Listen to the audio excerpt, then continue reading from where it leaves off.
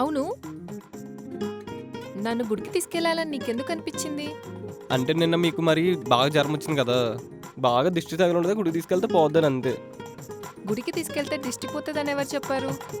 ఇదివరకు మా అమ్మ చెప్పేది. ఇదివరకంటేనా? మరిప్పుడు? మా అమ్మగారు చనిపోయారు. ఓ సారీ. అవును, నిన్న చాలా ఇంపార్టెంట్ పని అని చెప్పావు, మరి నాతోనే ఉన్నావు నిన్నంతా, పర్లేదా నీకు?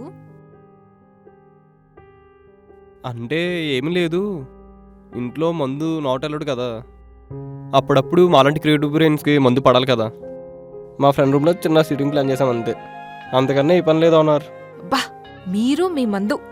అవును, క్రియేటివ్ బ్రెయిన్ అంటున్నావు, అసలు నువ్వేం పని చేస్తావు? ప్రమేయంతో నా ప్రయాణం అని ఇన్స్టాగ్రామ్లో లవ్ కొటేషన్స్ రాస్తూ ఉంటా. ప్రమేయంతో నా ప్రయాణం పేరేదో బాందే.